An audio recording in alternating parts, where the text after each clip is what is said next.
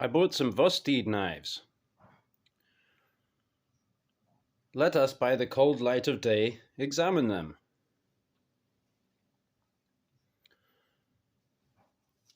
This is the one that got me interested. I saw some video or some article or something.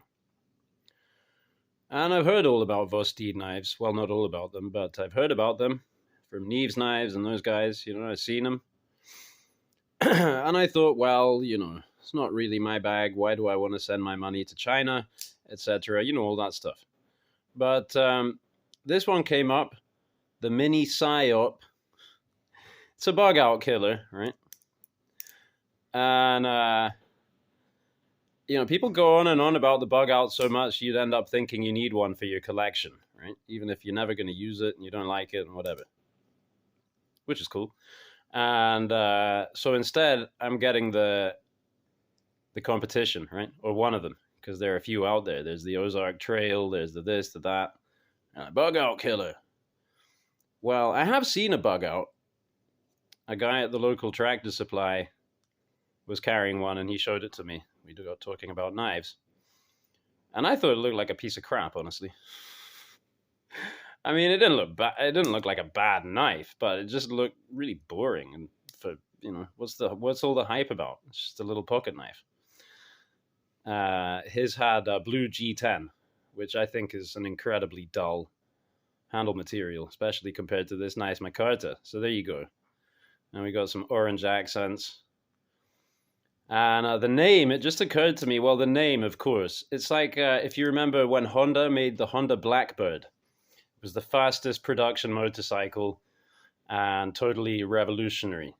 And then Suzuki came out with the Hayabusa, which is, the Hayabusa is a hawk that dines on the Blackbird. The Blackbird is its prey, right?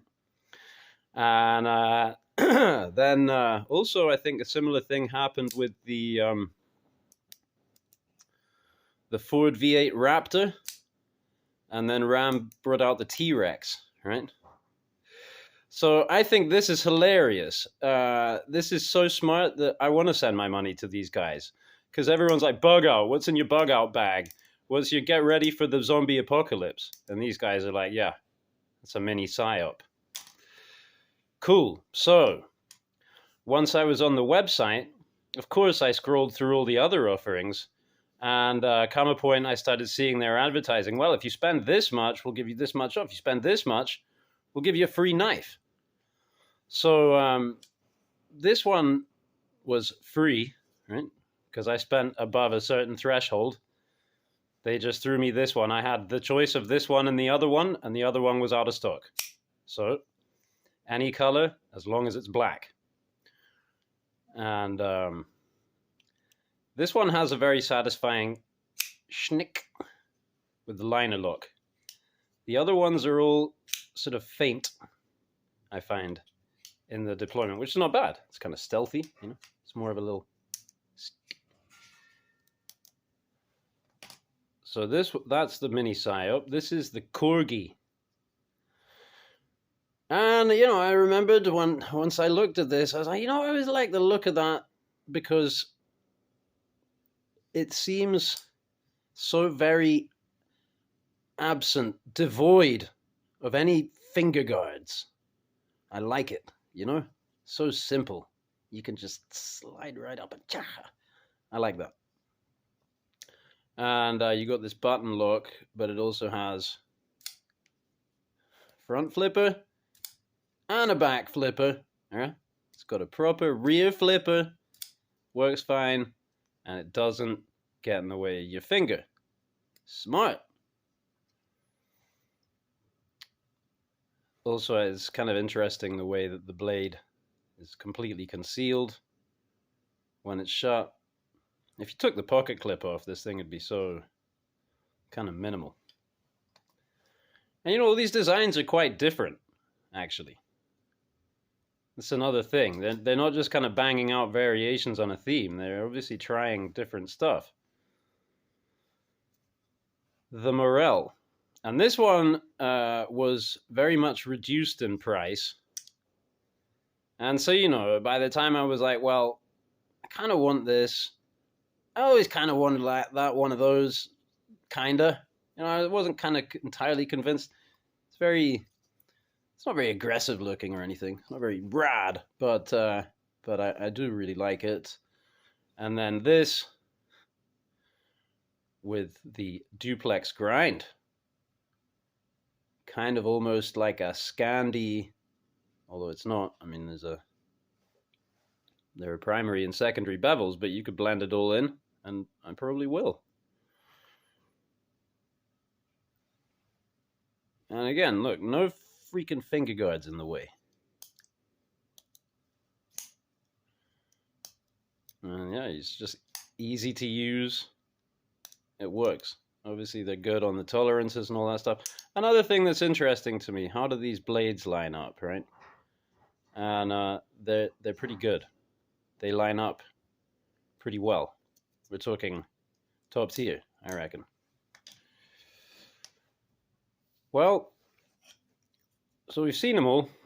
And as regards the geometry, nice choil on this one too. Here, you can get your full four-finger grip comfortably on that. So I like the way they did that, right? Bypass that finger guardy thing. Very thin. They're all very thin down here behind the edge. And then some of them seem to thicken out more or less. Yeah. This is almost kind of thicker here and then thinnest out to the point. This one is actually a little thicker behind the edge all the way down, I noticed, because I tried some cutting with it. And I'm like, yeah, no, this needs sharpening. Not because the edge is not sharp, but because it's a little thick behind the edge for my taste. And this one, yeah, same like that. Gets a little thicker here. But yeah, that's pretty slicey. And the mini Psyop is extremely slicey. But it also does that, it kind of thickens out a little bit here. But it is wicked sharp.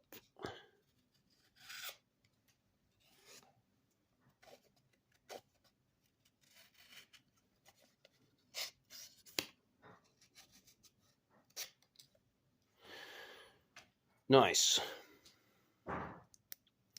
So actually, in terms of what is the most capable knife out of the box, I would say that this one is.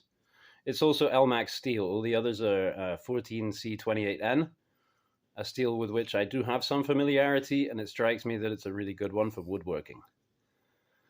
And so yeah, LMAX 14C28N, Vosteed knives. By the cold light of day, I think they're pretty good. Now, as regards the ethics of purchasing imported knives from the Far East,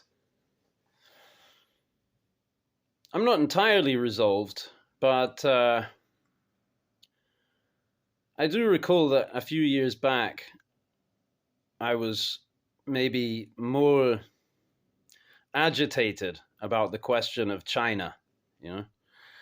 And I know a fella who is a successful businessman, an elder, and I was a little belligerent with him because I know that he does business with China. And I said, you know, well, why are you doing that? Why are you going to do business with China, given what's going on? And he basically replied something like, well, if the Chinese can do good business and they want to do business with me, then I want to do business with them. I'm paraphrasing. But he said something that was basically to the effect of, I'm in business, they're in business, we do business, I don't have a problem with it. And so that interview, at least maybe, not in the moment, I think I was just all the more outraged. But I would come back to it and think about it. And I thought, well, yes, this is the way of the world, right? And it's not like we never wanted to do business with China before. I mean, some people would and some people wouldn't. But if you're speaking of nations, kind of like nations like personalities. Well, ideally, if there's someone else, if you're a dude and there's someone else out there, I'm a guy called USA, and there's a dude over there called China. Yeah, I don't want him to push me around, bully me, steal my stuff or whatever. Ideally, I shouldn't also want to do any of that with him. So now we're neutral. So then what? We just leave it there, him over there, me over here? Well, yeah, why not do some trade? And so yeah, the fairness and the righteousness and all that stuff, I do think remains to be figured out. And even things like what is, when you're being told that something is made in the USA, to what extent was that made in the USA? Because for all I know, the same factory that OEM'd parts for these guys OEM'd some parts for knives that get shipped over here, the parts, and assembled here, and then they say made in USA.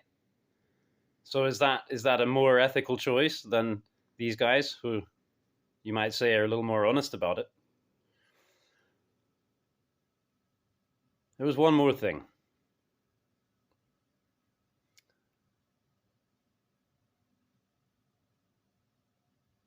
It's gone. Thank you for joining me. Thank you for sharing. Wish you all the best. And Prospero Año Nuevo.